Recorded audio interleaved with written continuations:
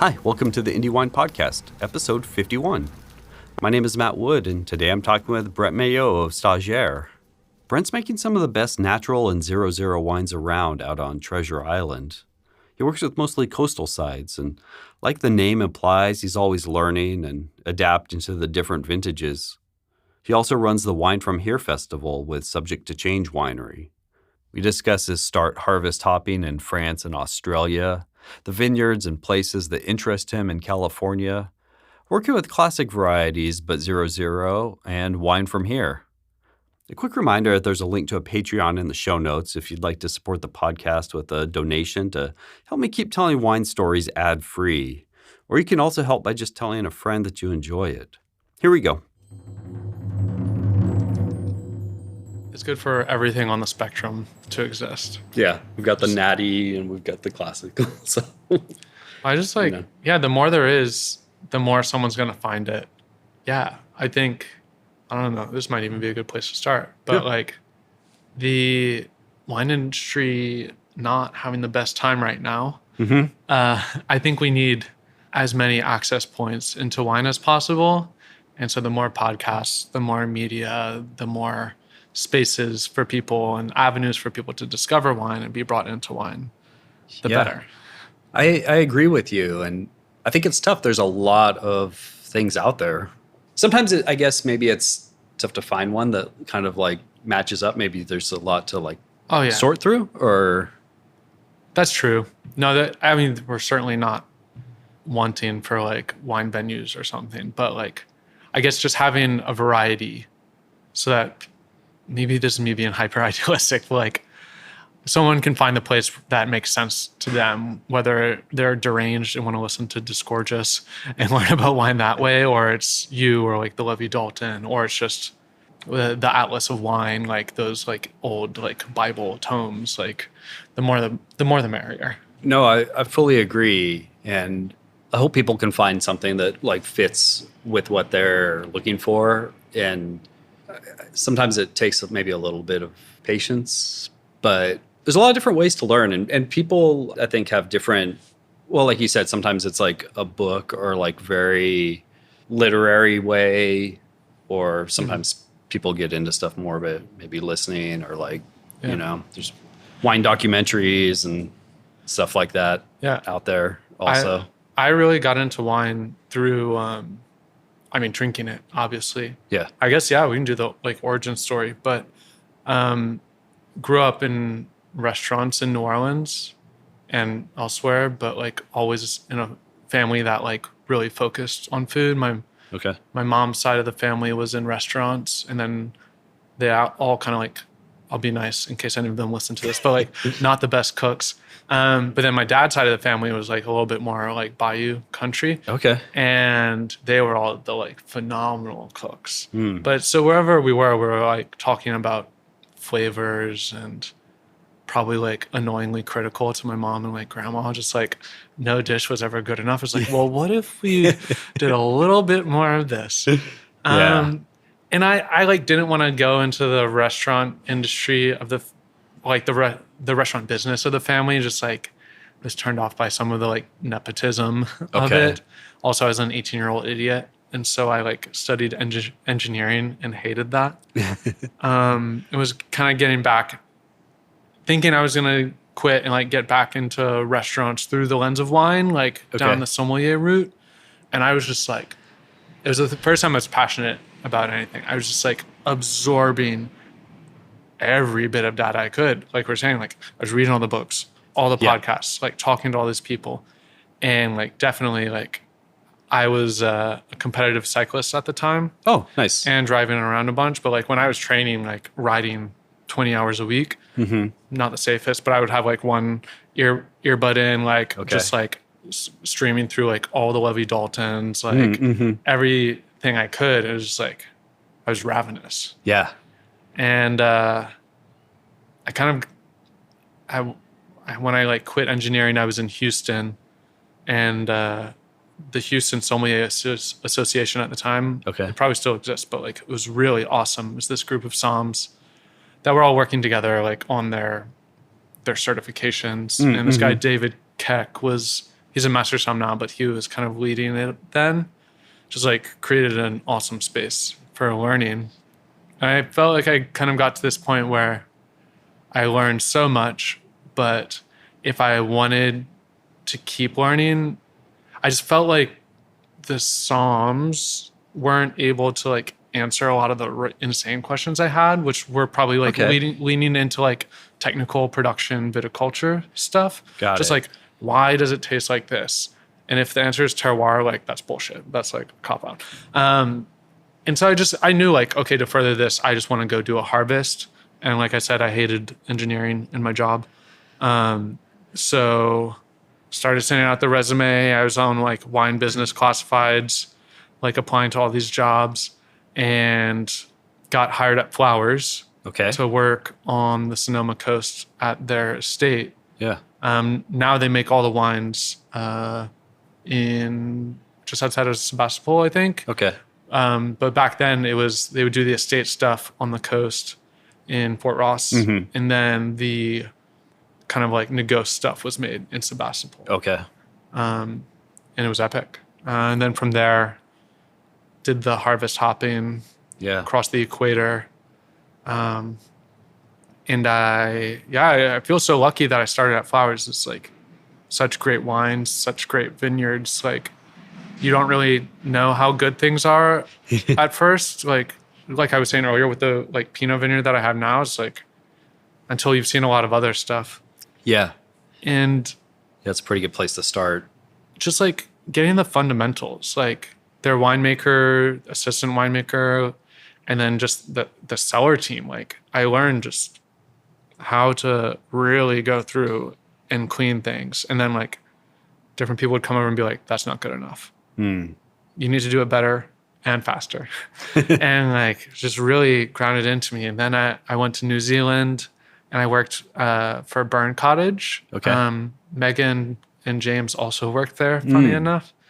But that's the Ted Lemon kind of New Zealand Pinot project. Oh, okay. And it was kind of more of the same, a little bit less fun. I felt I learned so much working for them in the vineyards. Again, that was my first real vineyard job during the growing season. I've just fucking loved it. But then when we went into the cellar for a harvest, it was a little soulless and sterile. Okay. And we weren't really given a lot of opportunities for learning there, I found. And I honestly, like, I don't know why. I hated it.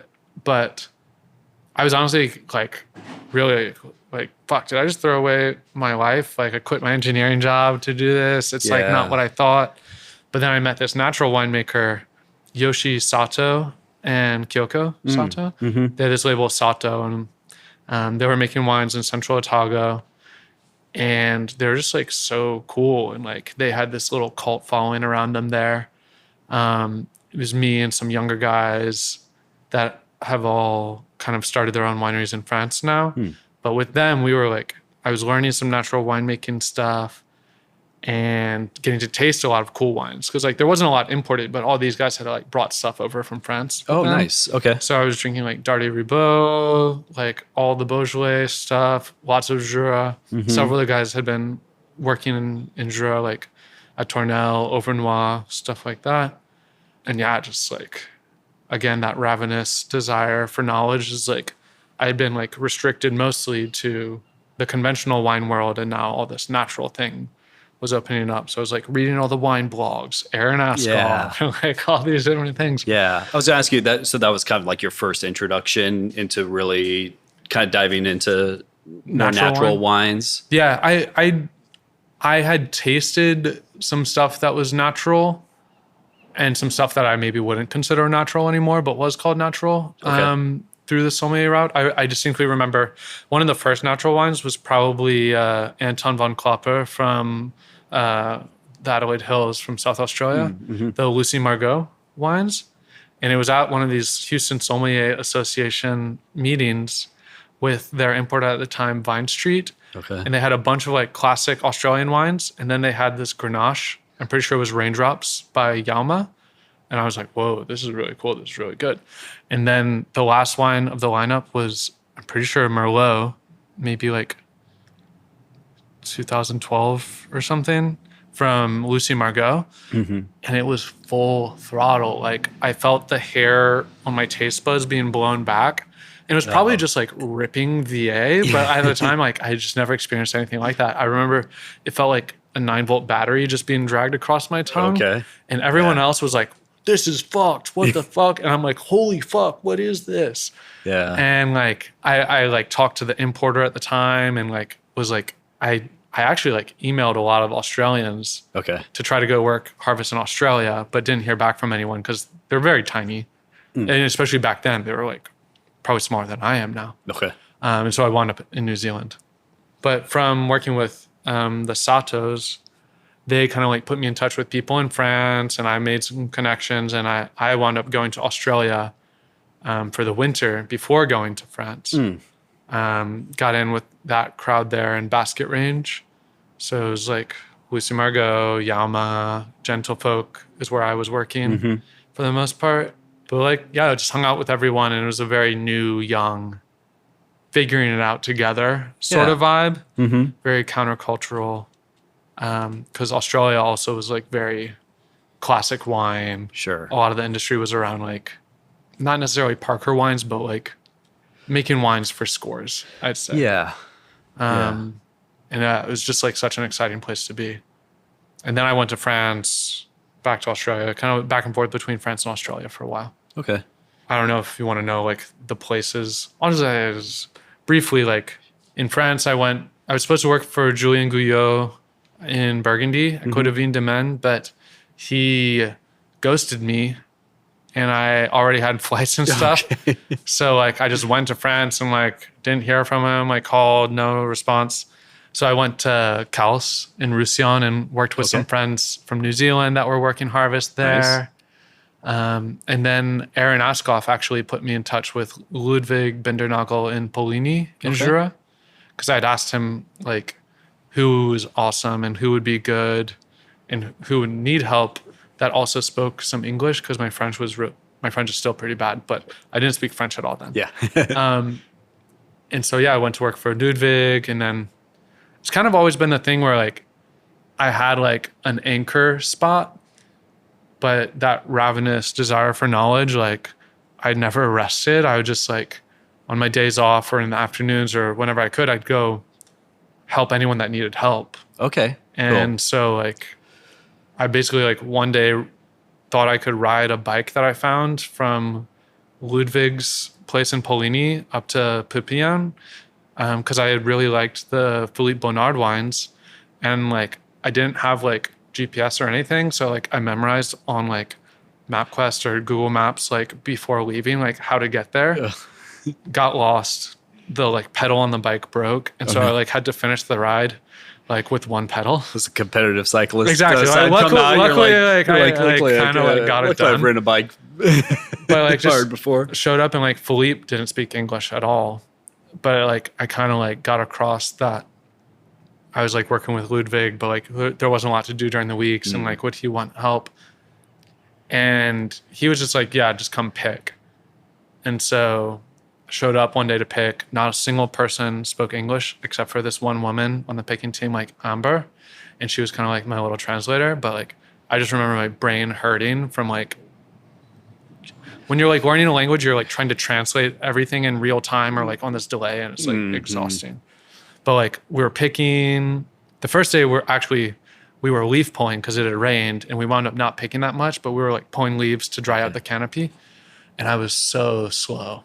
Like everyone was like, are you okay? Like, are you sick? And I'm like, I'm a typical like American. I've never like really worked in a vineyard before. But it got better. And then after the first pick, I like just showed up in the cellar when everyone else went home, and they saw I knew what I was doing. And so I got to stick around. Okay. Then I went back to Australia for a bit with Gentlefolk and worked at a restaurant trying to get residency. That didn't work out. Went back to France for the growing season in Auvergne. And I was with Yahoo Fatal, Agrapy, this like really small couple producer. Okay. That was in Percy Selections, but they've split now. And then I was just like fed up working for other people, or not even fed up. Again, I just got to the point where I realized like to learn more, I had to kind of just go in. Kind of jump in for yourself. Yeah. It was like I had made enough mistakes screwing up other people's wines. Like if I wanted to do more, I needed it to be with my own wines. So I put out kind of a bat signal, like shout out to the whole network that I had at the time, saying like, hey, like probably coming back to the States, want to figure out somewhere to make wine. Do you like know someone that has space I could work in, or someone needs an assistant winemaker, that sort of thing? And like, not a lot came back, but Ryan Sturm was at a new facility in Santa Cruz, and I had met him, helped him prune like in my travels. Okay. And really naively, again, basically I think all of my success maybe boils down to like naivety and this like probably toxic white male sense of self-confidence where I'm just like, yeah, I'll figure it out. Like I just like moved to Santa Cruz without ever having been there.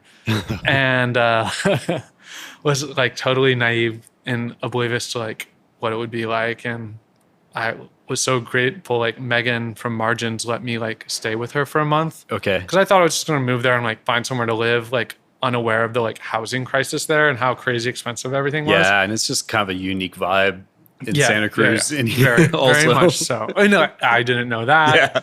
Well, but like I've traveled so much and like moved around so much, like making friends I felt like pretty good at. I was again like also just like this like maybe problematic self-confidence. I was like, it'll be fine. But like, yeah, I got started there and so grateful to like, again, in hindsight, you don't know how good you have it until like you leave. Like it's really hard to start a wine brand. And usually you're starting in like a more custom crush sort of scenario. Yeah. And it was, me, James, Megan, and Ryan, like, like I was making the wines, messing up the wines, and kind of like was able to get my start there. Yeah. What did you start with the first year or two there? Yeah, like I had no idea what I was doing. I just wanted to make wines. This isn't a good origin story. There's no like romance. It was just like, I did know that Santa Cruz was cool. Like I was aware of like Santa Cruz Mountains wines. Sure. And the terrain and the terroir, and like, I knew that there was something special there. I didn't know how hard it was to buy grapes there, how expensive it was to get grapes there. And so like I didn't make any wines from Santa Cruz until 2020, actually. Okay. I was also aware of kind of how like competitive California was. And like that turned me off when I was doing my first internship here at Flowers. Not Flowers specifically, but just California, the culture of things. Yeah.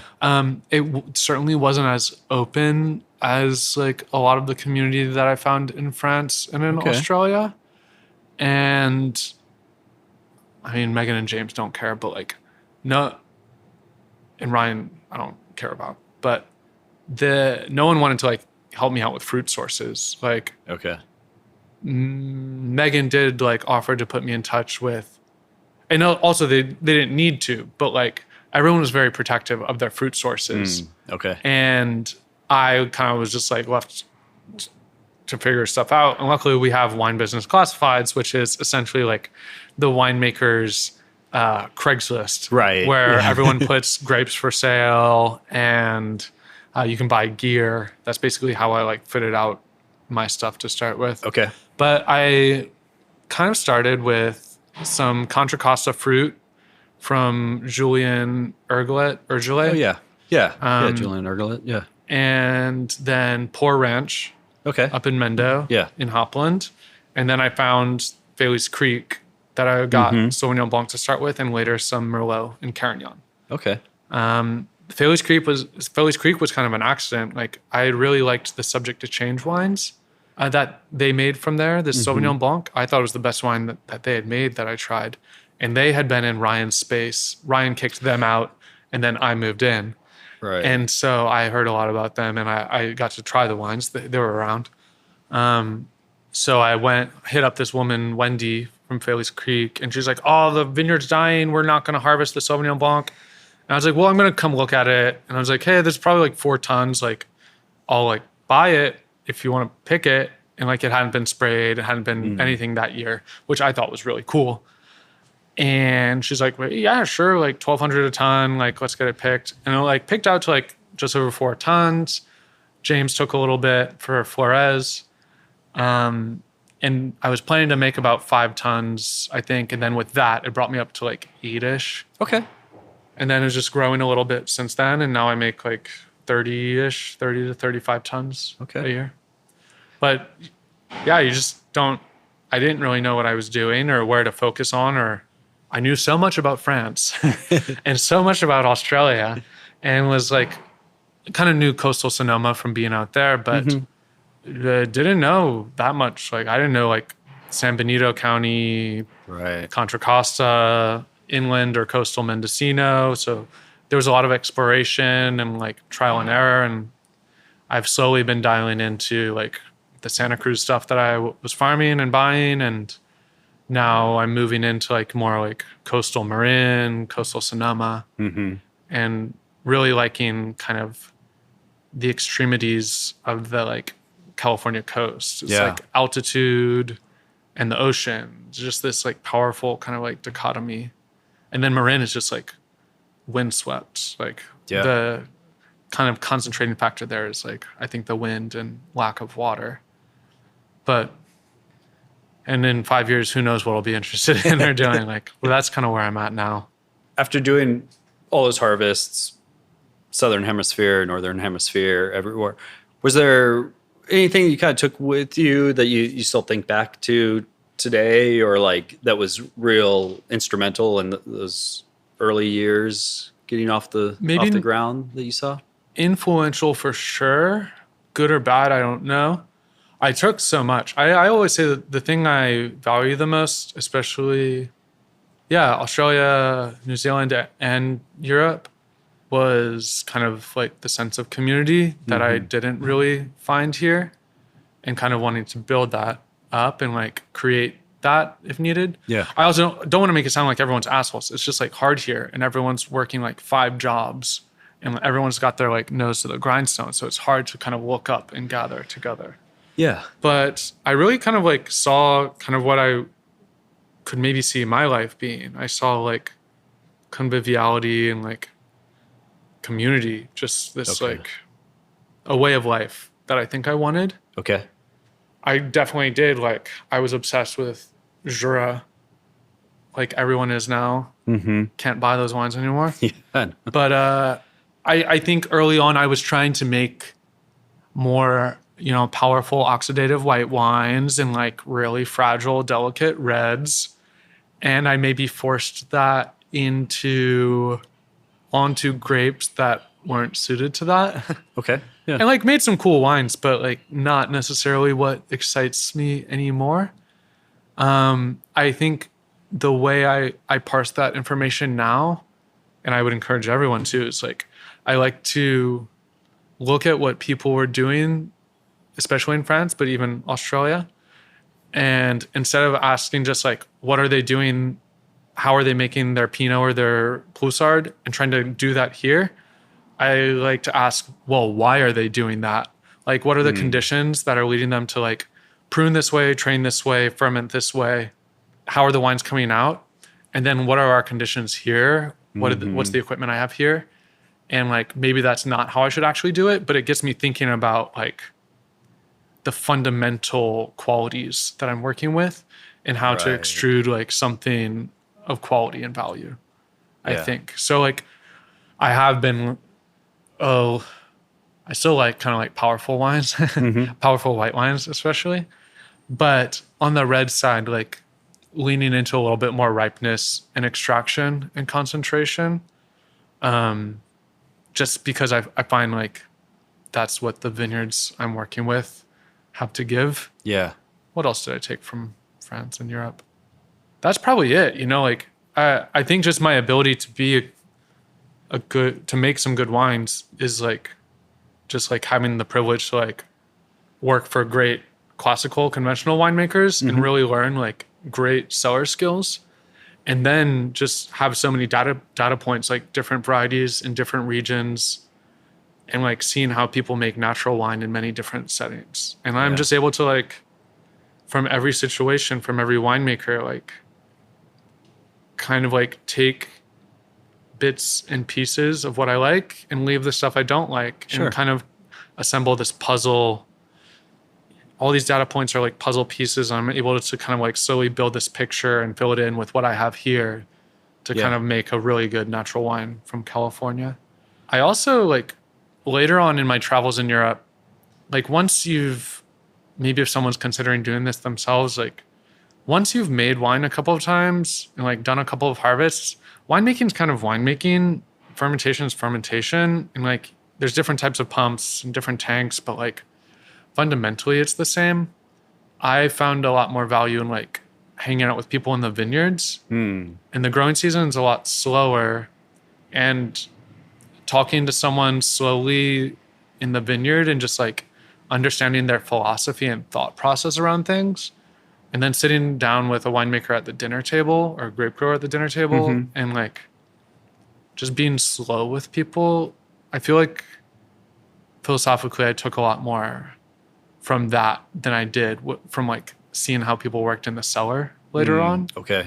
And I really value that. And it's hard for me to like extrapolate from those slow conversations and deep conversations onto like what affected how it affects my winemaking. Sure. But like, it's there. It's just like a thought process. So just more of those like, maybe the more like unguarded moments, kind of casual and I think it was like a creation of my own intuition. Okay.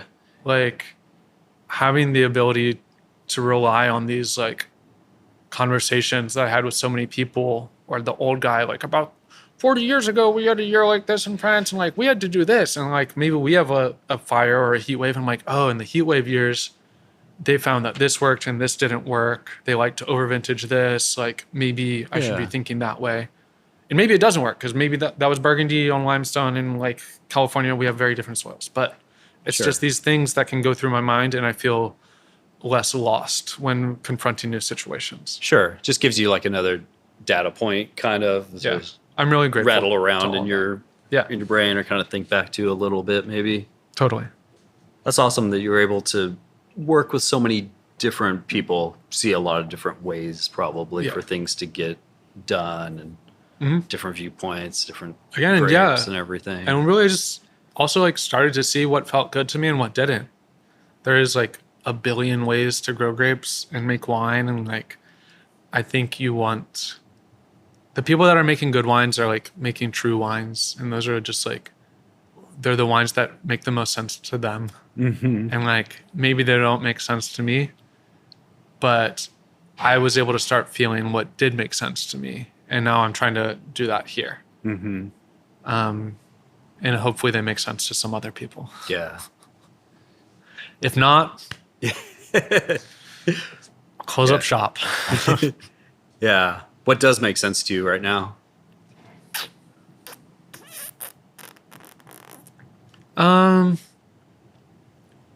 I mean, I just want to make the best wine.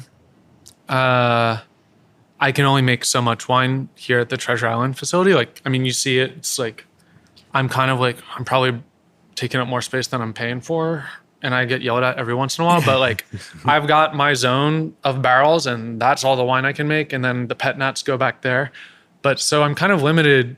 I'm maxing it out. And so any new vineyard, every ton of fruit that comes in, I'm just like, is this the best ton of fruit I can make? I just don't have the ability to like make fluff, and I hope I'm not making fluff anymore. Like, I'm just trying to make all really good wines. And so kind of what I've found is like what I think of as really good, strong, like compelling wines that like could maybe be a piece of a conversation like on the global wine scale, or these, you know, this coastal California, mostly mountain range. Yeah. It's there that we have like naturally low pHs, you know, like the marine influence like makes irrigation a little bit less necessary. Marin a little different, like water's a little bit harder there and it's really windy. But yeah, and then so that's kind of the zone that I'm excited about. And then just the really good farming. Like I've been saying kind of from the beginning, yeah, we can like, when I first started and was trying to find fruit, I at that time it was just organic was like the bare minimum, has always been for me. And so I would like look at the natural wines, I'm doing air quotes, coming from California, and like I was just like a fucking hardy boy. I was like, okay, what vineyard are they working with? I was looking at Instagram posts that they were making. I'm like, okay, looking at geolocations and like finding these vineyards, driving by, like leaving like envelopes and like mailboxes and like trying to like get in touch with people. Yeah.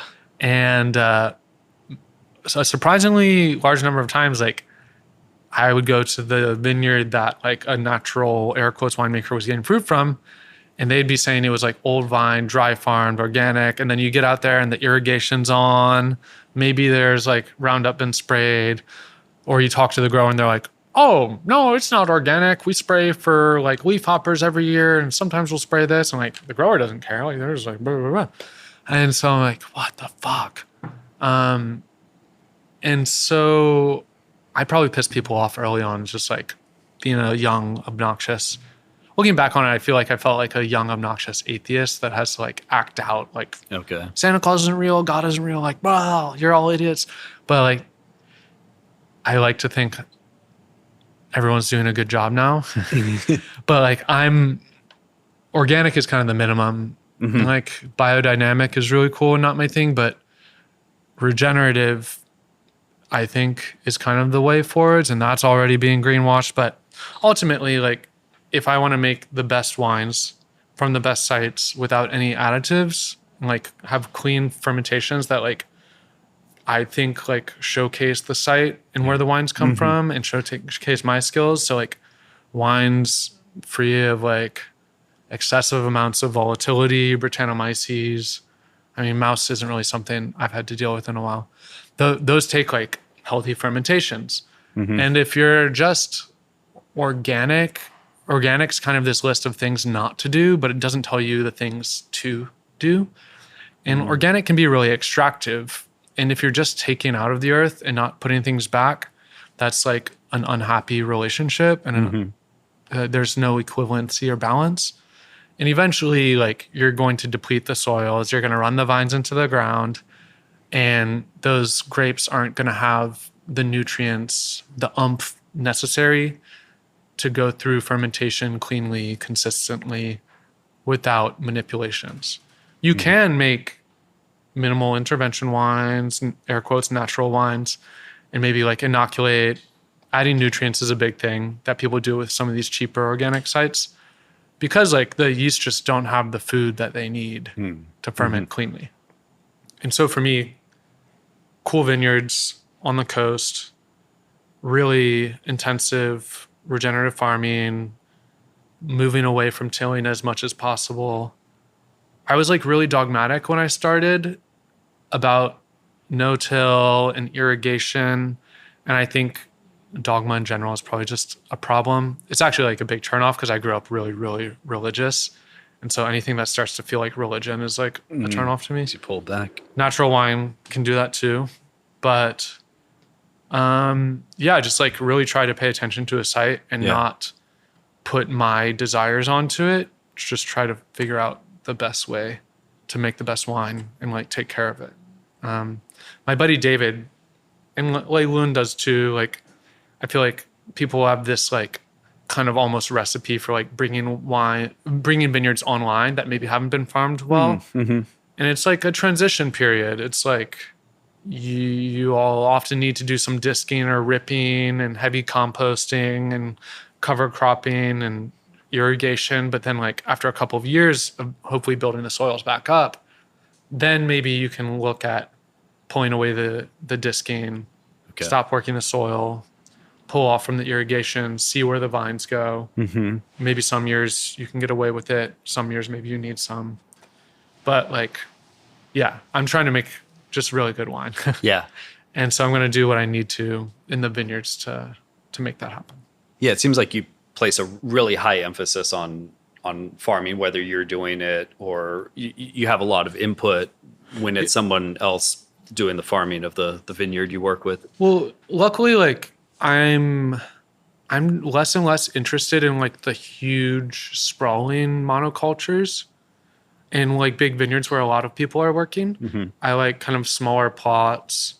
That's why Santa Cruz is really beautiful. It's like Right. there's not a lot of acreage out there. It's a couple acres here surrounded by the redwoods, a couple acres here, just forests. It's these little islands of vines, and they feel like they sit in nature a little bit more naturally versus like vines as far as the eye can see. And this just like desolation of monoculture. And in these smaller vineyards, it's either I'm taking all the fruit or I'm working with just a couple winemakers. And usually it's me being the annoying one. And I'm like, hey guys, let's get together and like tell the grower, let's do this to make things better. And like, we're going to take the whole vineyard. So like, they don't care. And that's been working. And hopefully, I'm trying to move into my own place. I've been doing more and more Marin and Sonoma stuff. So trying to move up there.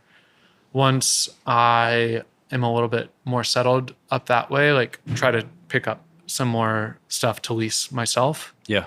With the state of the industry now, it seems like I can kind of lease whatever I want. I'm looking forward to that. I've really been missing doing as much farming as I used to do when I was living in Santa Cruz. Okay. I definitely ran my health into the ground when I was farming a lot there and making the wines up here. That was not sustainable. And like, I won't really take on any more farming projects until house, winery, and vineyards are all centrally located. Mm-hmm.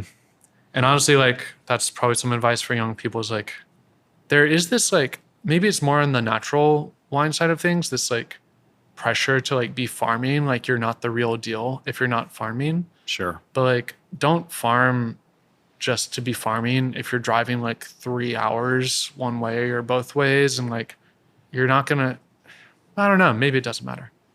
You're going to learn one way or the other. Like there's always value in learning, but I would say like, wait till you can do it the way you're going to be proud of. Okay. And it was very painful for me, like running my physical and mental health into the ground, trying to like manage it all. And I just don't want that for anyone. Yeah. Santa Cruz, it doesn't look like it's that far from here, but you go through a lot of Bay Area traffic. I mean, just to the get 17. There. Yeah. 17 could be a breeze, could be an hour stuck in traffic. There's been times where like I'm like hauling ass to or from a vineyard in the middle of harvest and 17 gets backed up and I'm like, I know this sketchy like fire road to get from over here to over there. And I'm like hauling ass with the F350 in the trailer on these like tiny roads. And yeah, don't recommend that. Don't recommend that. Yeah. Your production's kind of migrating, however slowly, I guess, up north a little bit, but you're working in Fort Ross more? Yeah. So I don't know how much, well, yeah, probably more. Again, this is very early stages. Yeah. I'm able to talk about it, but like, I don't want to count my chickens before they hatch. But I've got this vineyard that I'm sharing with my buddy Joe, near Flowers and Hirsch, like on top of the first ridge in the like Fort Ross Seaview area. It's like 3 acres of Pinot. Like we just tasted the wine, like I think makes really fucking cool wines. Yeah. It's amazing. And honestly, like everyone will say this, that's farming or managing vineyards, but like the hardest part about farming is often not growing the grapes. It's like dealing with the owners of vineyards and managing those relationships. And I've been burned by that many times. So like not rushing into anything here. I really like the owners, but like just feeling it out. And if it goes well, like they've got kind of another 6 to 10 acres ready to plant. And I'd like to do maybe definitely mostly whites, like plant some Sauvignon, maybe some Sauvignon Blanc. I mean, Chardonnay would make sense because I'd probably be selling a good bit of fruit and like Chardonnay just sells. But actually, who knows what the market will be like then. But I want to plant Sauvignon for sure and then some other whites, which I'll just, pay attention, spend time in the vineyard, see what feels right. ask a lot of people. But yeah, there's a lot of work to be done there. And the West Sonoma County, there's a lot of cool stuff happening. Like, I love Matt Taylor, what he's doing. And that really cool, temperature cool zone out there is intriguing to me. So yeah, I'll probably be spending more time out that way. Yeah. If anyone knows of a winery that they want to give me for very little money out that way, like, hit me up. Yeah.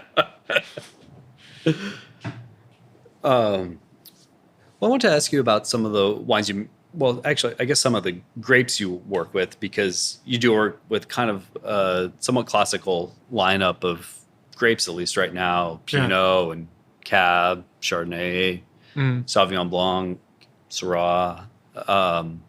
Is that something that it happens to be growing in the vineyards that you're kind of attracted to, or are you seeking out those varieties intentionally, or a little both?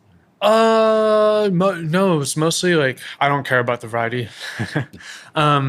It's funny that I'm making like a lot of Pinot and Chardonnay now. Maybe not surprising, like that was like the foundation of my like winemaking journey.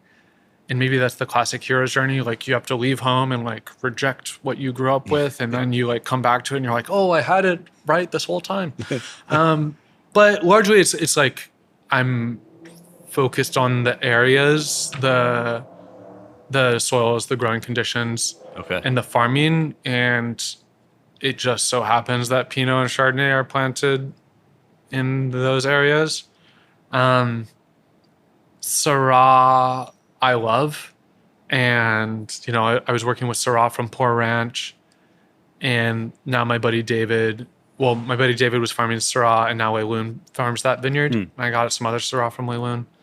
The Sauvignon Blancs are a little bit more outliers, but I started working with a lot of Sauvignon Blanc because it was like the only organic white grapes that I could find in California that seemed like good vineyards. And I mean, we have like all this really old vine Sauvignon Blanc in California in lots of different regions. And like, I think it makes really freaking cool wines.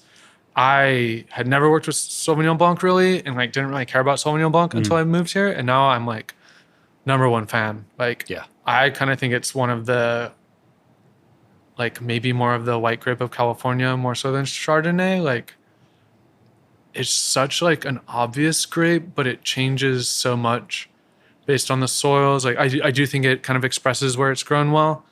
There's a lot of different clonal materials which do different things.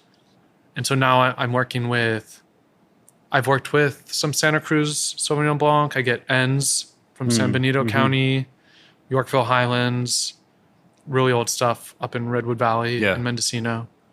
But everything else is kind of coming from the more Santa Cruz, Sonoma Marin zone. I had some Sangiovese that like I had no desire to work with Sangiovese, but it was growing at this cool vineyard in Santa Cruz, so I worked with it. I feel like the previous generation was maybe a little bit more interested in the varieties, and maybe that was the like John Bonet era, like New California, whereas like, again, this like that hero's journey, like you reject the old, like California was known as like the Pinot and Chard and the Cabernet and the Sauvignon Blanc, so they didn't want to make that. It was like anything but that.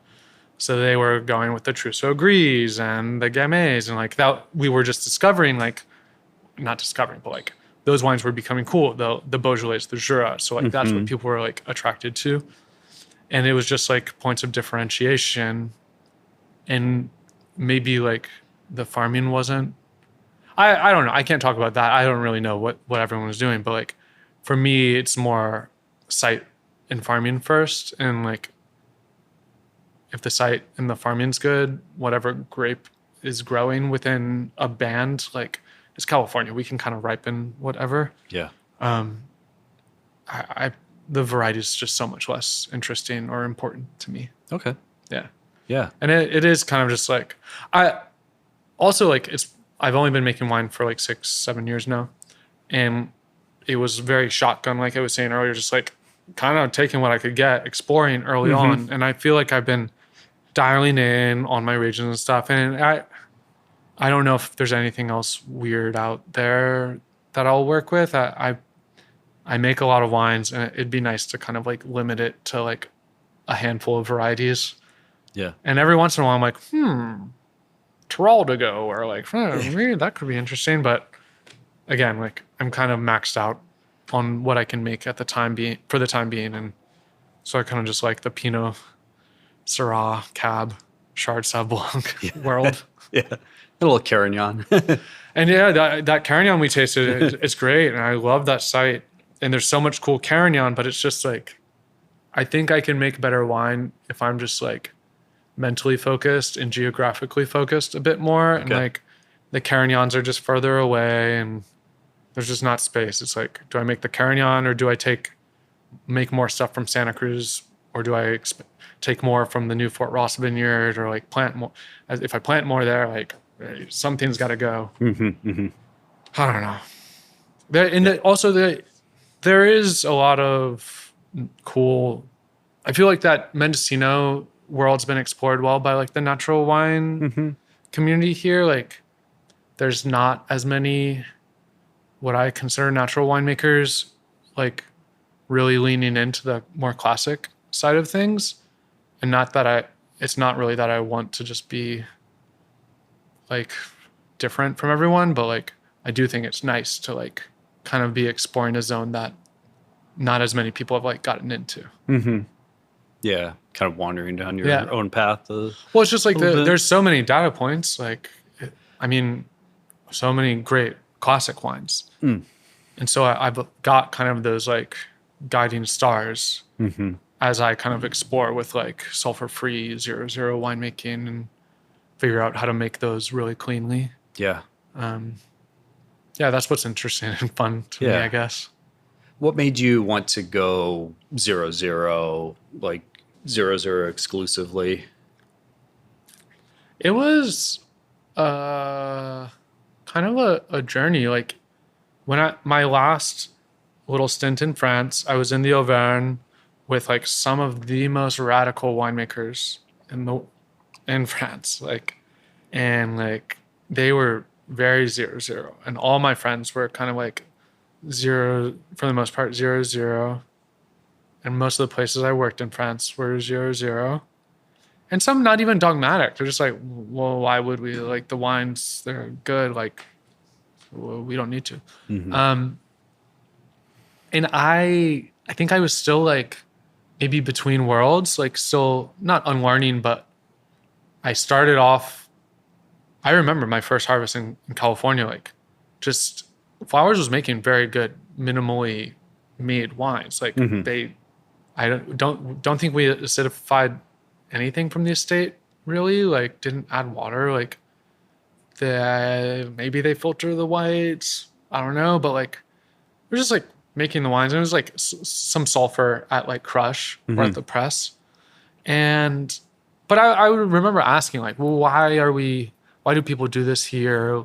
And all the interns and the winemakers are like, oh, you can't make wines without sulfur. Just like so like 100% certain that you couldn't. And like at best, like some people would be like, oh, you can, but like you have to drink it immediately. Like it doesn't age. And so I kind of maybe had that fear. But then in France, I saw it. Like in Jura, I would drink wines from like the 60s and 70s, no sulfites, like incredible wines. Very good. Like better wines than I make. Like not funky, not weird, just like fucking solid wines. And so like coming back, just you always, when you're starting, you're always like, you're scared. Yeah. Like at least I was. And it's expensive. It's hard. There's all these like, there's the angel and the demon on your shoulder, or just the little bird like whispering like, oh, it might go bad. Like be careful. But I never wanted it to be a real business, because I just always saw when it became a real business for people in California, they started to have to like make decisions and make things that didn't interest them anymore. They had to do things to make the business make sense. And I didn't want to do that. And sulfur was like one of those big things. And I also just kind of, had this like clarity, like uncertainty that like for me to learn, I just had to fuck shit up or just not even fuck it up, just like see what happens. And like, even if you just add sulfur at bottling, like you don't get to see what the wine that comes out at the other end of the bottling line does without sulfur.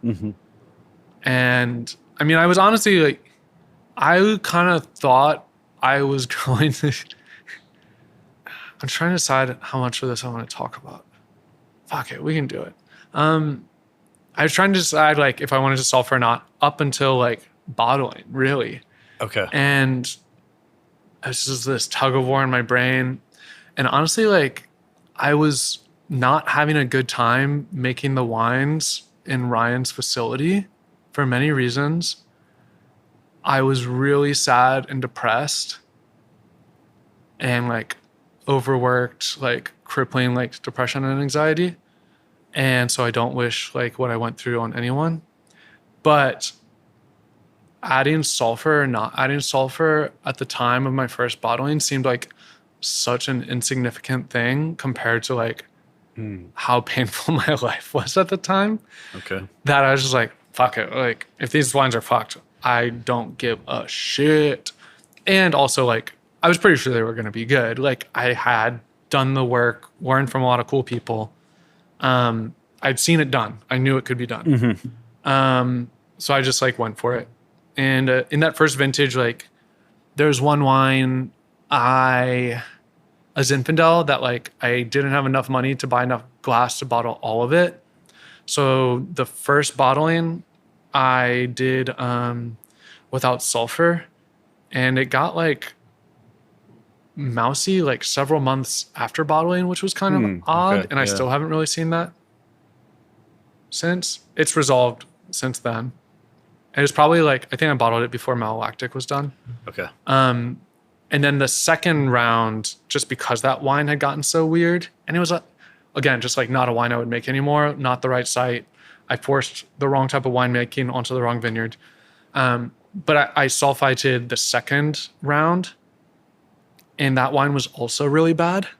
So then I was just like, fuck it, it doesn't matter. No sulfur. I realized what did matter was like the site and like just having good grapes, you know, healthy acids. You can just, and now I can like sense it. I don't really work with that many new sites anymore. I've kind of like got the sites that I like.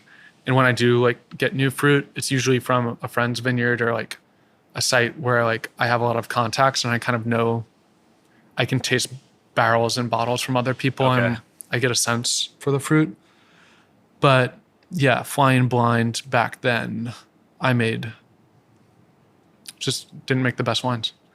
But now with the sulfur, I don't even really think about it anymore. It's just like in 2021 with the drought, I had VA in some fermentations, which I hadn't really experienced before.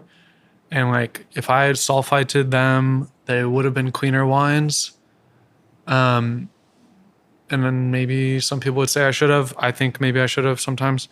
But I also wouldn't have learned. I wouldn't have known what I know now. It would have been this like ambiguous like uncertainty if I had sulfited. It's like, was it the sulfur that fixed it? Or was it the wines fix themselves? Like, now I know. That would have been good. But I also learned how to handle those wines from those sites better in drought years. In drought years, you know, also I learned to not be dogmatic about irrigation, but like the yams, the nutrients, the nitrogen in the must was so low, like those fermentations are gonna struggle. And I did too much whole cluster probably coming off of 2020. Where I made no red wine. I was just like so overeager to make red wine. And I just like kind of forced what I wanted onto the grapes instead of really being in tune with how they needed to be handled. And that's kind of my rule book or formula now, if there's any, is like, obviously you're going to have some desires and you're out working in the vineyard all year long and you like daydream about like, oh, this block I'm going to do this way. And then we're going to pick this section over here and we're going to direct press it.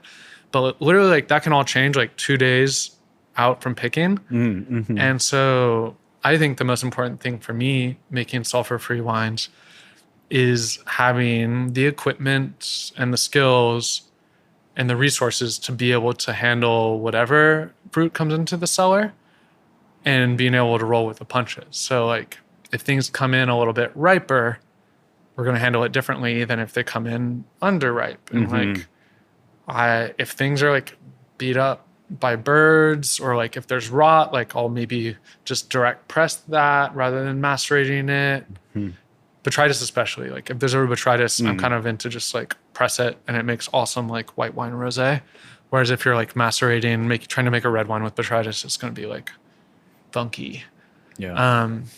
Did that answer the question? That's just kind of like, no, that's the sulfur thing. Like, and it's really just a curiosity for me. I really I don't know. I pissed a lot of people off when I got to California with like dogmatic, maybe overly dogmatic, but I do, for me, the most interesting thing is like sulfur-free wines. Cause like that's where you can really see how good of a farmer and a winemaker someone is. Like there's just no like crutches. That said, like I don't want to drink like really fucked up wine. So like I want everyone to be really good at winemaking and make cool sulfur-free wines. But like if you're not there, like maybe like I'd probably rather someone use a little bit of sulfur, which is weird because I'm not going to do it. But like, I don't know. It's a funny one. Like I was very lucky kind of starting when I did kind of at the beginning of the natural wine boom that there was like a demand for like weird stuff. So when I made some mistakes, there was a market for it. But now I think the market's changed a bit and it's probably a lot harder to sell like very obviously natural wines. I think. I don't know. It's hard to sell. It feels like it's hard to sell any wine. So like I just assume I just assume it's hard to sell like funky wines. You think people are just looking for something a little cleaner? You know, I don't know. This is the conversation. This is like the equivalent of like winemakers talking about, well, we do talk about the weather. This is the wrong analogy because we talk about the weather a lot. But like, it's almost like small talk. It's like, why is the industry so bad? I don't know. It's Joe Biden. I don't know. It's the economy. Like, people's tastes.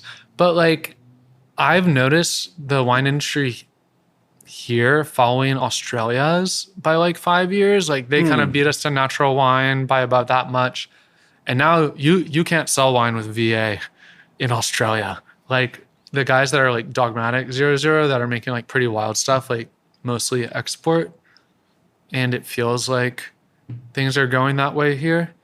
But I don't know. That's not interesting. I don't want to. I don't want this podcast to be about like market speculation.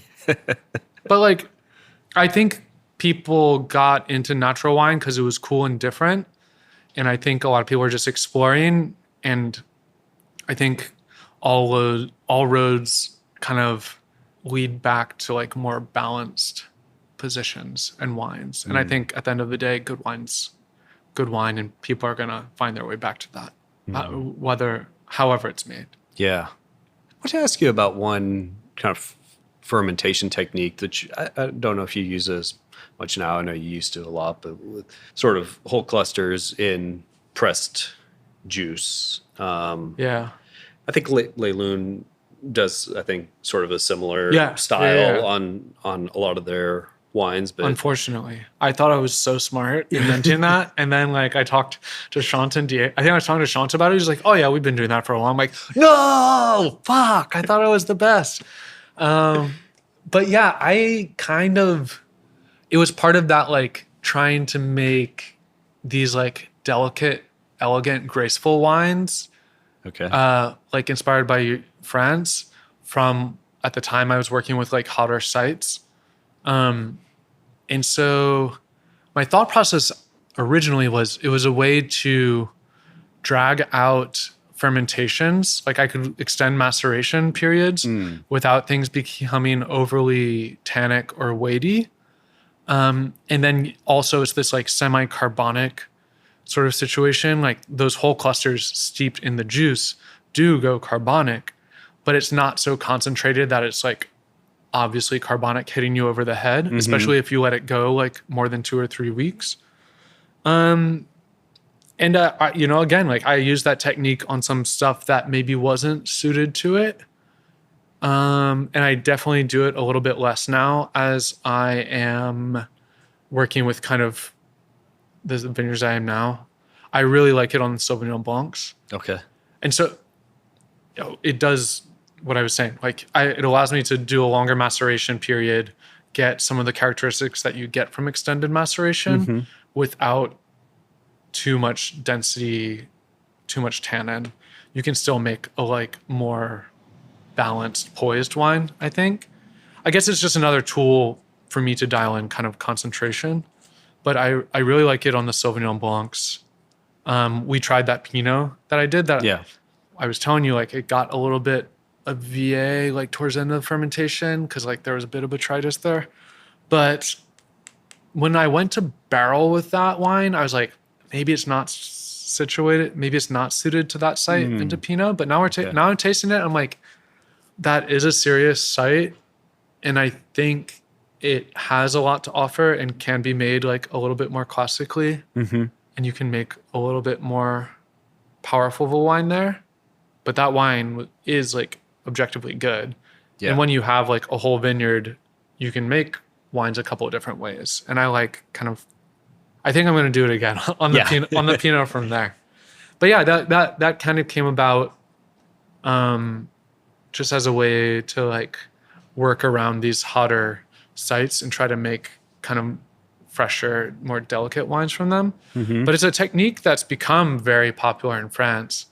My brother was helping me a lot when I started in 18 and 19 harvests.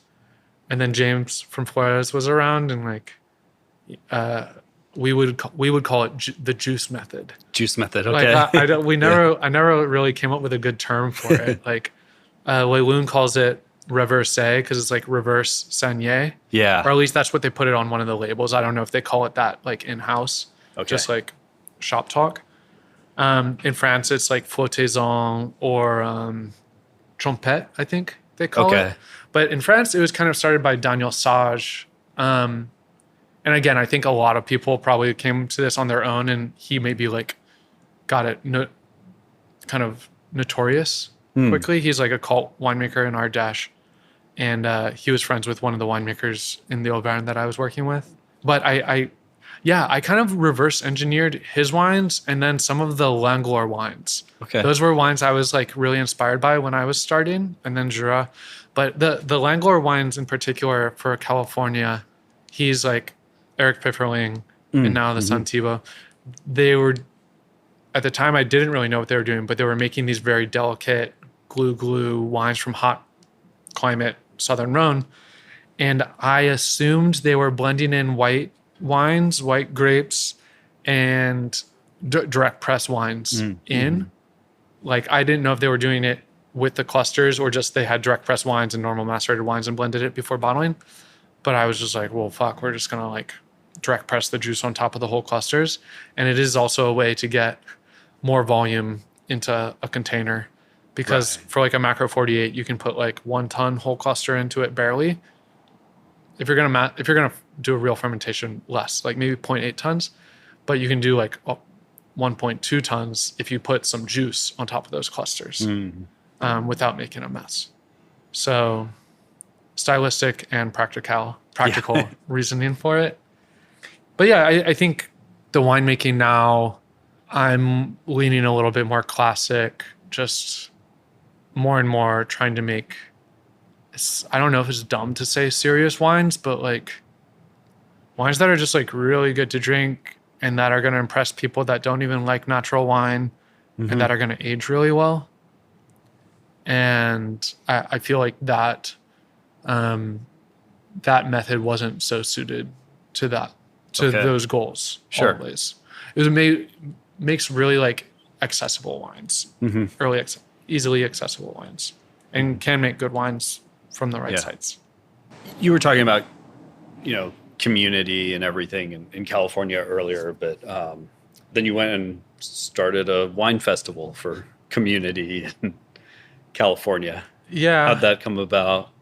Well, everyone was always saying there needs to be a wine fair. Like, we need to do a wine fair. There needs to be a California wine fair. And everyone says we, and no one wants to do it, but I'm an idiot. So I was like, fuck it, I'll do it.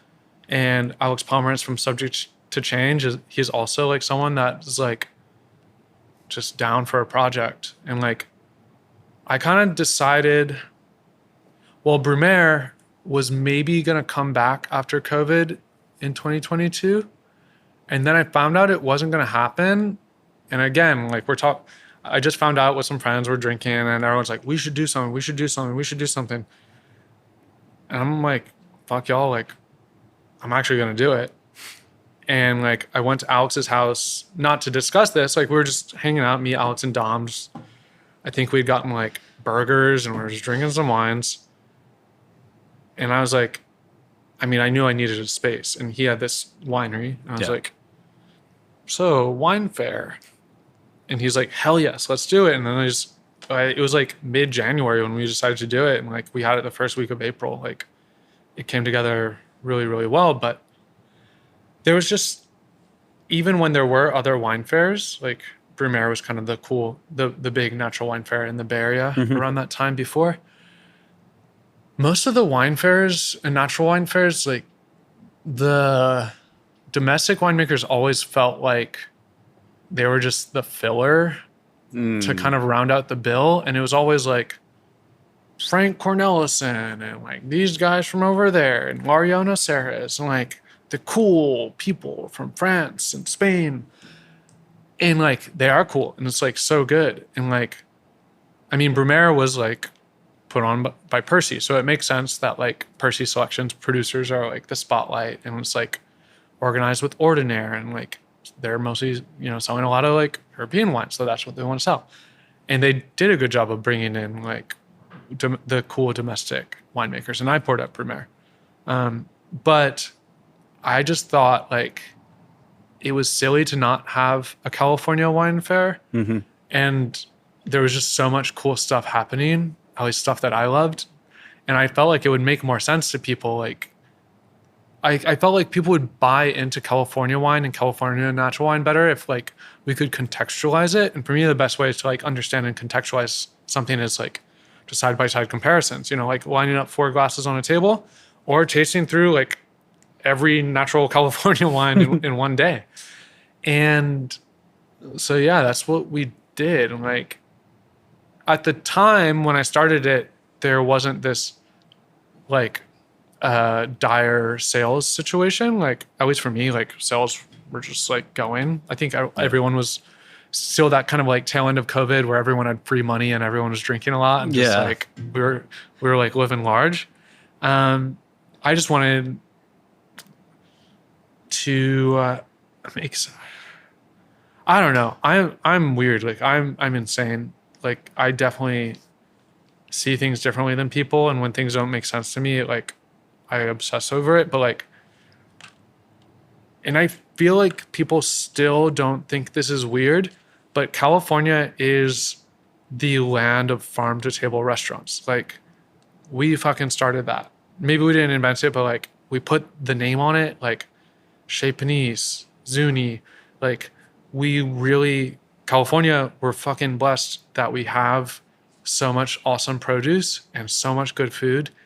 And like we worship at the altar of local produce and sustainability and organic. Like we're the fucking hippies. And like we name drop the carrot farmer on the tasting menu, but then we pair it with like Provence rosé, and it's like record scratch. You're gonna edit that out and put a good record scratch in. Sorry. Like, and no one bats an eye. And I'm just like, I had this conversation on another podcast. Apparently, I don't remember it because someone like a buyer actually like asked me, and that's why I'm using the Provence rosé example. They're like, hey, like I have a Provence rosé by the glass. Like you say, there's lots of domestic ones that fit the bill. Like name some. And I was frustrated at first. I was like, bro, like, why are you making me do this work? But then I was like, no, like this is like, I'm talking about it. Like I'm happy to do it. So it's like, if you want natural, this guy, this guy, this guy. If you need something like open for a couple of days, just like cheap, affordable, easy, like this. And they're like, thank you. And hopefully like they put a natural rosé on the list. Yeah. Like we have it. There's like so much, whether you want like dogmatic, natural, minimal intervention, just clean, or like fully conventional, like the entire spectrum of wine is like pretty well represented here. Mm-hmm. And that's why I didn't make, so yeah, I wanted to just kind of showcase that. That's probably the like base message is like wine from here. Like we eat food from here. We should be drinking the wine from here. And like, it's actually good. With wine from here, it's showing that there's good wine here. Trying to hammer in like why people should be drinking wine from here. Like, especially if we're talking natural, like it is a much lower carbon footprint to drink wines from here than from Europe. And then, of course, someone from the East Coast is going to be like, yeah, well, it's actually like less carbon footprint to ship it on a boat to New York than from California to New York. Fine. You don't drink our wines, but half of the country, like draw a line in the middle of the country between us and New York. The whole half of the country closer to us should be drinking California wine and not European wine. And also, like, people have to put the wines on a truck to get to the boat in France, too. And, like, I think there's some, like, disingenuous, like intellectually dishonest, like math being done to like make that statement work about the like it being lower carbon footprint to drink European wines over there. But also like the wines are fucking good. Yeah.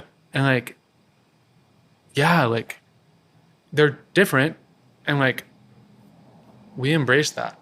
But like we won the 76 like tasting, however real or important of a tasting that actually was. But I've been wanting to do like a side-by-side comparison of like current California versus current France, not natural and conventional. Yeah. And like, I don't know if like California would win, but like we're not going to lose. Like, and so Patrick Capiola is doing that now with the 76 redo. I'm not sure where that's at now. Like I've been like pretty off of Instagram. I submitted some Syrah. Okay. Got some skin in the game. Yeah. Like, Okay. Very good. just for fun. Yeah. But I'm interested to see what comes of that. I think there is this, we want what we can't have. You know, you want the romantic partner that like says no to you. There's this like exoticism of like the far away. And like, I think we just get bored by the stuff that we see all the time or the stuff under our nose maybe. And like, I do it myself. Like, I don't buy as much wine anymore because I'm fucking poor. And if people want me to buy more wine, they should buy my wines. But like, I just like trade wines and like with other producers and like mostly drink California wines. And like, it's good. Sometimes there's bad wines, but I also have a lot of fucking disgusting natural wines from France that I think are disgusting. So like, there's good stuff and bad stuff everywhere.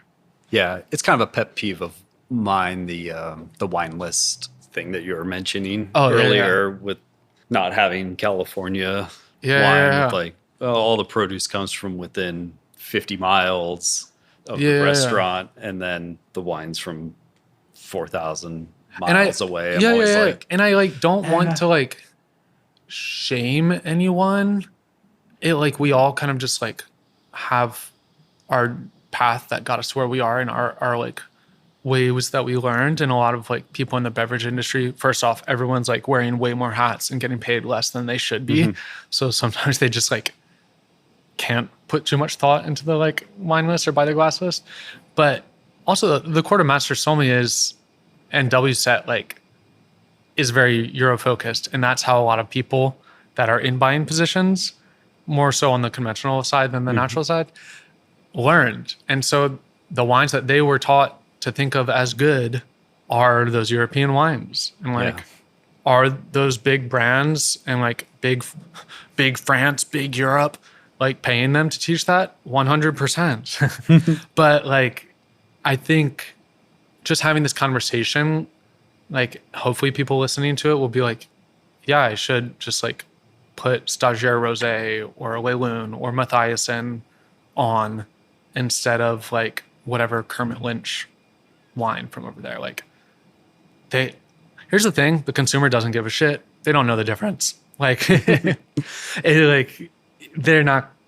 one's going to come in and be like, what? You don't have my like Bandol Rosé? What the darn? Like, and if they do, like, just pour them something from here. It's going to be fine. Yeah. I think the other point you made with the sort of familiarity is a good point also, where it's like, nah, he's down the street, maybe kind of like always there, not the exotic. Well, thing. Here's the thing, like, I had the luxury of like living in France and like hanging out with a lot of these people.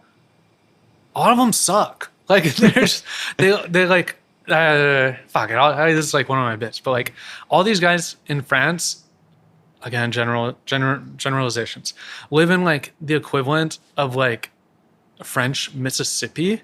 They're like, most of these wine growing regions are like backwaters. And like, if these are like old guys, like, probably not good politics. Like, if we were to go hang out with them, if the like woke San Francisco gang was to go out there, they'd be abhorred by how these people are behaving and talking. But it's like, there's what winemakers are over there. Like, there's people, and like the agricultural system over there, like, not that they're serfs, but like working in agriculture is like hands in the dirt, like not a luxurious job. Like, yeah.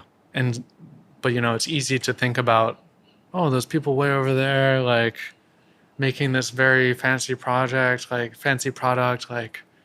it's agriculture, and agriculture is the same over there as it is over here. We like put a vine in the dirt, we take care of it, we pick it, we ferment it, we put things in it or we don't.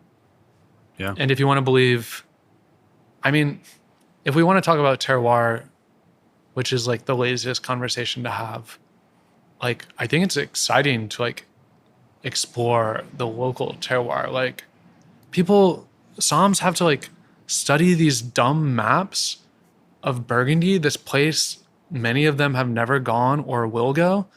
And Americans have like the worst sense of geography in the world. Like, we don't even know where our own states are, much less in California. Like, look at maps of like Sonoma, Mendocino. Like, there's like, if you just want to like put on your like nerd hat and like get weird about like all the idiosyncrasies of like this vineyard versus that vineyard, you can do it. Mm-hmm. Like, we just don't have the hundreds of years of kind of like formatting that information to make it digestible, to like put in a book, to like sell to people as a product, which we do for Europe. But like, it's out there. Like, Santa Cruz Mountains, such a great region. Even that, actually, I know James was just talking about you with this, but like, it's quite big and ill-defined. The north inland side is hot and dry, and that's Bordeaux and Rhone varieties. Then you have the coast. And on the coast, it's more fog influence. And then, like I was telling you earlier, the higher up you go on the coastal side, it's like hotter, high temperatures, but lower cold temperatures, bigger diurnal shifts, higher average temperature. As you go lower in elevation and closer to the ocean, those vineyards, like more in the fog, more disease pressure, kind of narrower temperature range, but cooler on average temperature, like that totally changes the fruit profile. And like, we can talk about different types of soils, like sandstone, mudstone, and shale in the Santa Cruz Mountains. And then like these ends and like stuff in San Benito County, Limekiln Valley, like there's actually limestone there. Mount Harlan right over there, like Josh Jensen planted Pinot there.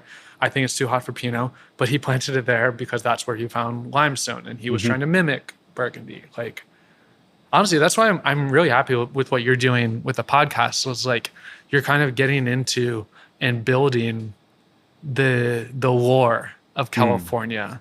Thanks. And I think it exists, like, it just hasn't been like codified in a digestible way that the layman or the person that isn't like in the industry can like consume and contextualize and absorb. Unless you're like an insane person like you or I, or some of the few like big nerds out there. Yeah, I mean, the other thing, like Santa Cruz Mountains, you were saying, just because you're using that as the example, you have like all these like little pocket vineyards also, and it's like crazy slopes or expositions, or like it's 2 miles away, but it's like 30 minutes. Oh, no, it's like way more radical than like those minute differences between. So if you were to like copy paste the Côte de Beaune or just like all of Burgundy, my Somme knowledge is dwindling. I think it would maybe fit within the Santa Cruz Mountains appellation, or like maybe some extension north and south. Yeah. But like within that same distance, there's such way more radically different vineyards in the Santa Cruz Mountains than there are in Burgundy. Like Burgundy, it's like largely east facing in general exposition, largely all the same soils, like graduates, as you're getting south into the Mâconnais, like into Beaujolais. But then, yeah, like, and so like the slope from like 1 degree difference, like, hell yeah, it's cool to talk about that. But like, we have that here. Yeah. Even more extreme, like if you want to think about it. Just give us a couple more 100 years of podcasts and books, and we'll have some good lore. But yeah, that's kind of what I want to do. Is like I can like only tell my stories and like my friends' stories, and kind of create a space for the exchanging of these stories and knowledge. And I'm happy that you're capturing and telling stories as well. And I want more people to do that. Thanks. Yeah, I think it's something that needs to be done. Well, like I was saying, like history happens every day. So I think just because something's current doesn't mean that it won't be looked back on as history one day. People doing cool stuff. I mean, if you wait for it to be cool, like Jura, like you're not going to be able to afford it. So get on the ground now. Start stocking up. Yeah. Stagiairewine.com/store. No, I'm just kidding. It's too hot to ship right now, but you can come to the winery and buy some wines if you want. Crown caps. A lot of different reasons, and the reasons have changed over time. When I was working, it's not very common, and it was less common when I started to do like all the still wines under it. Not that I'm like a special butterfly or anything, but like it is nice to have that point of differentiation. But I was working in Auvergne, and some like big inspirations and people that I liked were doing all their wines under Crown Cap. So I'd always had that in my mind of like maybe doing it, like Aurélien Lefort and then Pierre Bourget. Pierre Bourget is like this wizard. He definitely like makes my favorite wines in the world, and he does everything under Crown Cap. But realistic, like it came down to practicality. I had bought a bunch of sparkling glass to make a bunch of Pet Nat and Piquette. Like not really anyone was doing Piquette. I think Todd from Wild Ark in New York had maybe made his first ones, but they weren't really out on the market. And we had been talking about them just over Instagram as like Instagram pen pals. I had like learned to make them from Julien Guyot, who I later met up with after he ghosted me. And I really liked his. I bought a wine on accident thinking it was Pet Nat, and he had made like a still Piquette. They were like maybe slightly spritzy. And I drank it with a friend, and we're like, damn, this is so good. And like I emailed him about it, and he told me how he was making it. Yeah. And I was like, oh, this is a good idea. Like stretch my dollar, like make a cost-effective, like economical glug wine. So that was part of my business plan, was to make a lot of Pet Nat and Piquette. And I really liked sparkling production. Everywhere I had worked in Australia and France, everyone was really into it. It was kind of like one of the really technical things that like people could kind of like nerd out about and like flex on. Like if you're like lees aging and riddling and disgorging and like when you get that all dialed, it's masochistic. It's a lot of work and it doesn't make sense financially, but you got to have those things that don't make sense just to like nerd out on. But so I wanted to do it, and for whatever reason, Ryan told me it was stupid and I couldn't make Pet Nat or Piquette, and I had just spent a lot of money on sparkling glass and I was out of money.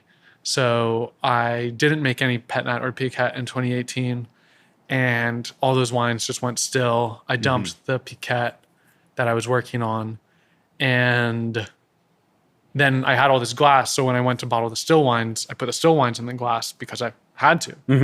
And then it was just kind of like the aesthetic, like the wines, I poured at the first Brumaire, and like the wines just kind of had this recognition. And I liked the consistency of crown caps. At first I maybe wasn't using the best ones, but like now I'm using some like nice champagne caps. Okay. And I can really dial in kind of the oxygen and CO2 exchanges. And I use something on the like more reductive end. But I like the romance of cork and the aesthetic of it. But like unless you're using really expensive corks, they're quite variable in their like oxygen ingress. And you have to deal with TCA.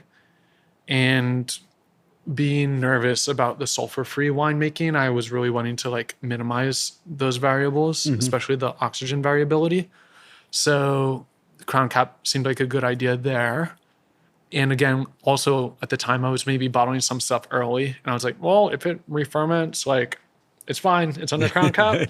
I'm definitely like not doing that anymore, but that was a little safety net.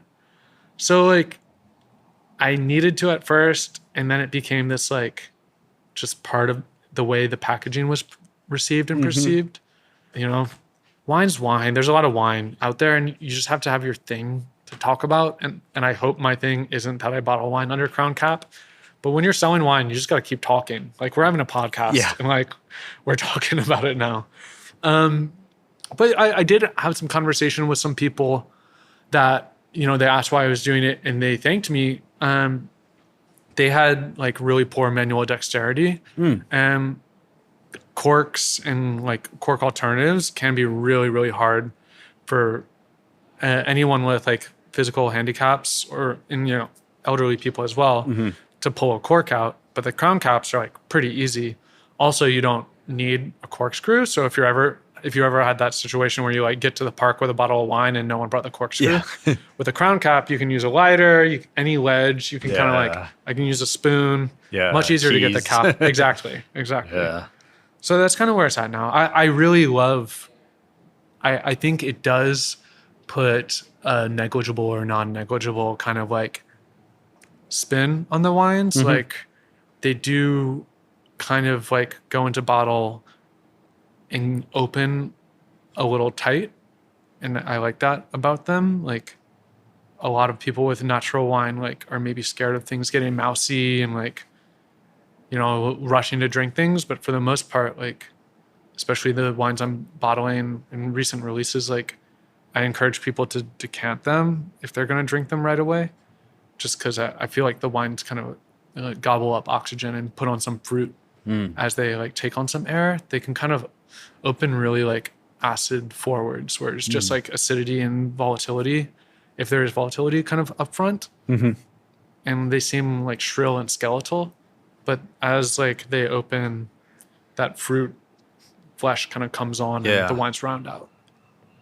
You kind of touched on it earlier with wine sales and all this stuff. Like people have been talking about that a lot, obviously, but I want to ask you kind of the flip side of that and the positive. Like, what is it winemaking that like gets you out of bed in the morning and keeps you kind of driving with it? I had like a bad day like 2 days ago. It's hard, and I'm like so lucky. Like some of the shit that's happened to me like should have put me out of business, but like I had this truck stolen and it's out there. Like I recovered it and it was totally trashed, and like I don't have the bandwidth to fix it right now. And I bought like a new truck to replace my other old truck, and then this new truck, it had a bad exhaust valve, and that's like a $3,000 to $4,000 job to like get a new cylinder head, and it's been in the shop for 3 weeks.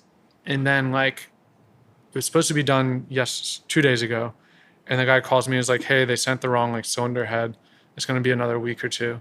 And I was just like, fuck. It's like fucking hard. Yeah. Because like I had all these plans, and now I need to cancel the plans and replan everything and like try to borrow a car from someone. It's like, if you're not passionate and you don't like it, it's not a good way to make money. But I still like fucking love what I do. And I'm so lucky that, I am spending time in vineyards, and I'm outside in many different parts of California. And it's so beautiful in like coastal California. And, just like trying to make the wines better every year, and like figuring out how to dial in the farming and tweak things bit by bit, like that's never going to end. Yeah. Like in the vineyard and in the cellar, like I'm still really excited. And even on the sales, like I'm lucky that I'm like pretty good at it, and I'm good at like talking to people and selling at least my own wines.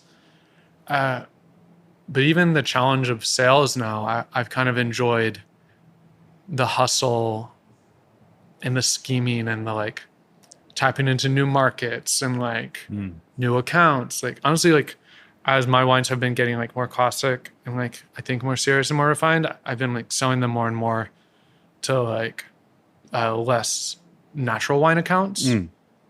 But the natural wine people are still buying them, I think. But they're accounts that don't specialize in natural wines, that are like more classic focused, have been finding interest in them. So like I'm meeting new people and like, yeah, I really like the people in the community. And so like getting out there and just selling the wines is like, it's a slog, it's hard work, but it's fun. Like I have my loops, I go around the Bay Area and like 3:00, I pop into Perbetu for staff meal and like see these people at this time. And Snail Bar has good staff meal in the East Bay. And like I've kind of like got all my people and like my plans, and it's going well.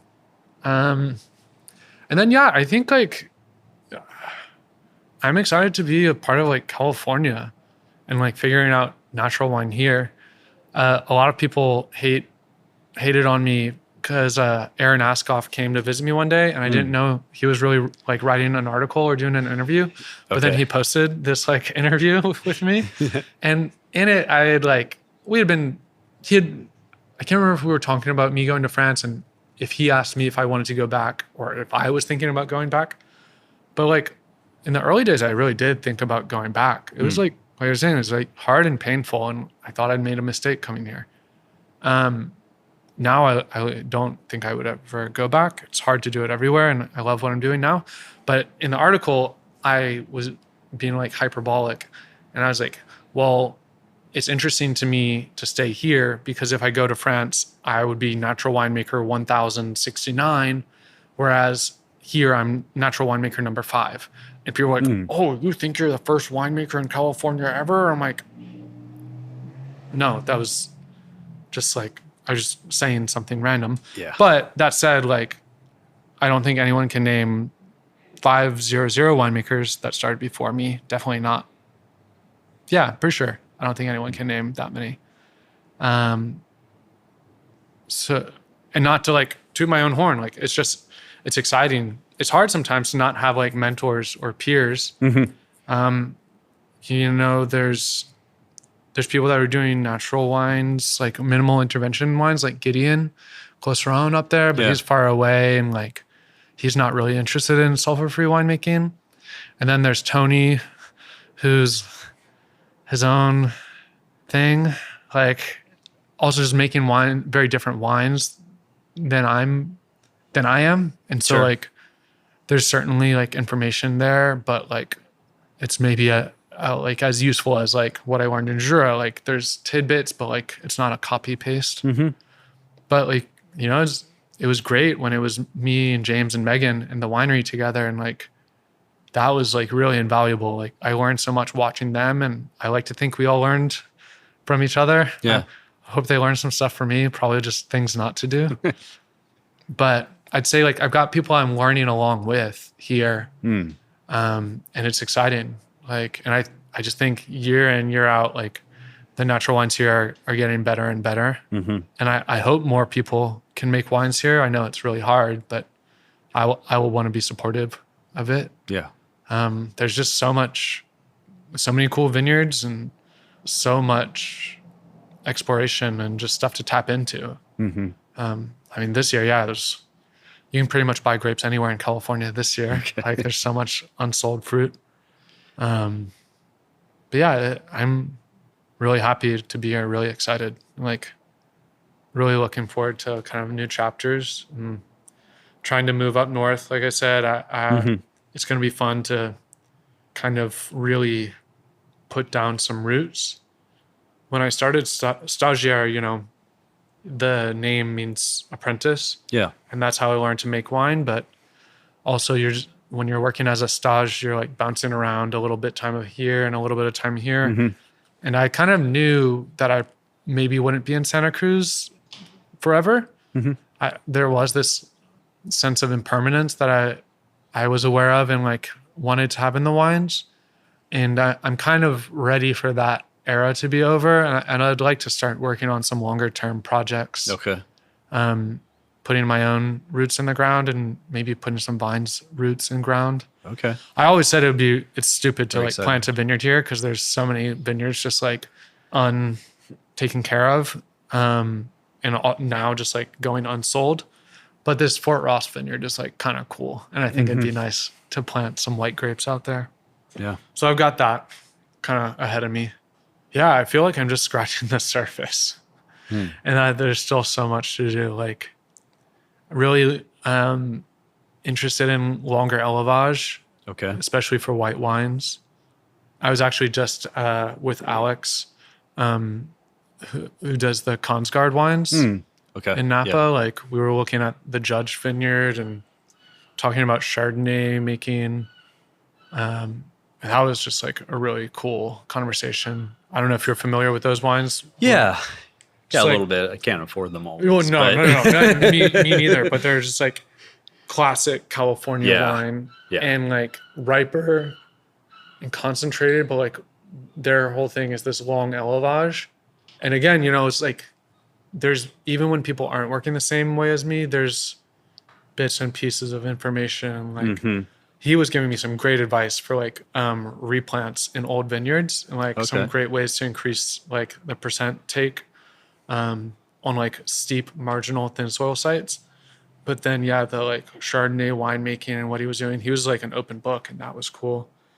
I am like, I've been talking about it, I feel like this last year, but I kind of want to start maybe doing some like wines that are like reference to California, like Okay. this like almost Parker style wines where Okay. like, but 0-0. Sure. So like, no Michel Roland like regime, but so like not like enologist wines, but picking, concentrated ripe fruit, Okay. doing more extraction, and then just longer barrel aging, maybe with some new oak. And and then longer élevage. Okay. And I just feel like that's also something that hasn't been done on the natural side here. Yeah, kind of pushing out further with what can be done with natural wines and 0-0. Yeah. Like, And we were saying earlier, like everything is kind of this pendulum, like here in California, there was Parker, and then we swing over to In Pursuit of Balance, and then there's New California, and then natural wines. And we're just kind of always moving and exploring. And hopefully every once in a while we hit it like dead on somewhere in the middle. yeah. But yeah, just something that I want to drink and that doesn't exist here. So I kind of want to explore it myself. And I, got friends in Napa and Sonoma with like some mountain sites. So for Cabernet and Chardonnay. So we'll see. The money's tight this year, so might not be able to make too much, but hopefully down the road it can do something fun. Yeah, that sounds super interesting. I mean, one of the things is California in general, like always, I think, kind of pushing and changing, so, wine and outside of wine also. So that sounds like a super interesting project, like seeing what else can be done with 0-0 wines. That one is like a little self-aware, I think. Like the status quo, the formula of natural wine is still like maybe picking a little bit on the earlier side and like more on the glue spectrum. Not that it has to be, like you can make your wines however. And in France, there are people that are much more classic, picking as ripe as possible, extraction, élevage, looser winemaking than I would like. Like those wines can be a little bit scary to some people probably. But I think that like with my like very dialed winemaking and good viticulture, could make some like fun stuff and interesting stuff. And it seems to be the way of things that like we're always seeking out the unfamiliar, you know?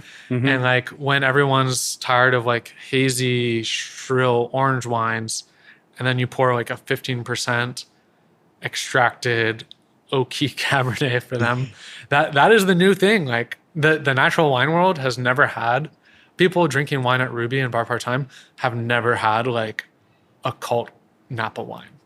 Like probably. And so that's going to do the same thing. It's like, whoa, what the hell is this? Yeah. And hopefully like spark some excitement. And then maybe it'll be like a joke eventually down, and everyone's going to talk shit about it down the way, and we'll switch back in the other direction. Never know. It's worth trying, I think. I mean, I don't care. Again, like it's a fake business. So I'm just gonna do whatever kind of interests me. Anything you think we missed that you'd like to discuss? I don't know. Always happy to talk. Nothing on the top of my head. I don't know if anyone has questions, they could always reach out to me. I like talking. I like wine, like nerding out with anyone that's interested. I think people should explore California wine. It's cool. Honestly, and Patrick Capiello did that, California challenge where he was just drinking California wine and encouraging people to drink it. And like, I did start paying attention to how much European wine I was drinking and buying versus domestic. Okay. And I made this not like full on, like I'm not drinking European wines anymore, but like I was very aware of what I was drinking. I was trying to reach for California wines more often. And then I've just been restocking from my friends a little bit more frequently. And I'm having a lot of fun. Like really enjoy James's wines, and the Evan Lewandowski wines recently I've been like really been stoked on. Like, I mean, I don't need to name everyone. There's a lot of good people out there. Yeah. I liked what Patrick was doing. I mean, I've always kind of been like a root for the home team type of person. So like, I don't necessarily have anything against anything else, but I like the local and like I said, root for the home team. Well, I mean, like, people probably know me from like getting in like arguments on Instagram. Like I have been very vocal on there and like try not to do that anymore. But when in these times where like money is tighter, to me, it makes sense to get the food from where it's grown, like lower carbon footprint, fewer middlemen. It's probably going to be higher quality. Like there's more transparency, the fewer people in between you and the source of whatever you're eating and drinking. But like the more of the money stays in your immediate community, like if you're buying local, French wines, like that money goes to the importer and their agents and the exporter and like everyone in between and taxes. And then like a little bit makes it back to the winemaker over there. Like here, like people give me money and it goes to me. And then I go and buy grapes with it. So I'm giving my money to the farmers and I go out to eat at Mijote when I can afford to. And like the money is like staying here. And like, I don't know if that's right or wrong, but like for me, trying to invest in my community and trying to build something cool in my community, that's what makes the most sense to me. And like, we're never going to like stop drinking European wines, but like we live in like capitalism and globalism, but like, I think just awareness about what we're doing would be cool.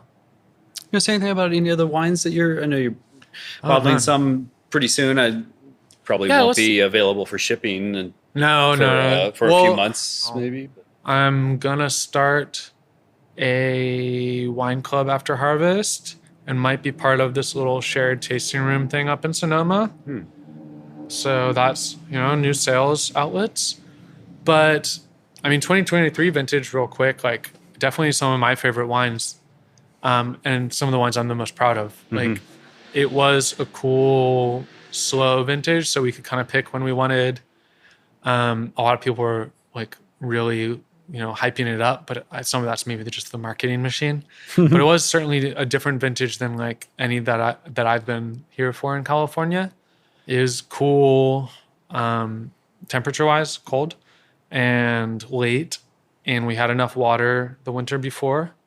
But some of those more marginal sites that took a long time to ripen, like they hung a while and just there's bird damage, bee damage. Like I saw like some fruit degradation in some of the late sites, and then with some moisture during the season, like there was powdery and botrytis, some sites, some varieties. But largely, yeah, I was really happy with it. And whether it was just the vintage or, me just getting better at this, like honestly, like across the board, like there was one wine I didn't like that I'm going to distill, and everything else I'm pretty excited about. A lot of Pinot, some new Fort Ross Pinot. Yeah. Chardonnays from Sonoma and Marin, Napa Cabernet, Napa Syrah, but that's going to be a ways out still. Yeah. Yeah, really cool. And then a lot of the wines that people are familiar with, Sufficiently Whelming, Thirst Trap, Relief and Ambiguity. A lot of the Santa Cruz Pinots are back. And then some of the Mendocino Whites are back. Awesome. Yeah. And also like my friends' wines that I've been trying have been really good too. Like, I don't care what anyone else does. I'm happy to be drinking California wines. Yeah. And stagiairewine.com? Yeah, stagiairewine.com. I have an Instagram, but I basically like will install it on my phone if I need to post something, but I don't keep it on my phone, and I'm trying to not use it. But if people DM me, I'll check it on my computer every once in a while. And then everyone's intelligent and can find my email on the website or probably on Instagram somewhere. Reach out. I'm going into harvest, and so I'm definitely going to be in the shit and slow at responding. And if I don't respond, it's just because I forgot, and just nudge me again. And I will get back to you, I promise. But yeah, thanks, man. It was fun. Yeah, thank you. Glad we can make it happen. Thanks for listening today. Brent's making these wines that are full of life and a classical style. He's super thoughtful with the winemaking and trying to push the areas that 00 wines can go. You can find his wines at stagiairewine.com. That's STAGIAIRE wine, or stagiaire.wine on Instagram. You should also follow Wine From Here on Instagram to keep up to date with the wine fair. You can follow the podcast on wherever you're listening and the Instagram at Indie Wine Podcast, and feel free to email indiewinepodcast@gmail.com with comments, questions, or feedback. If you could tell your wine friends about the podcast too and help spread the word, I'd really appreciate it. Rating or subscribing helps too. There's also the Patreon if you choose to support the podcast monetarily to allow for more episodes and to help defray other costs like travel, research book purchases, things like that. Any amount is appreciated. I have a small token of my appreciation to send to you also if you do. The link is in the show notes. We'll be back soon with another episode. Have a good one.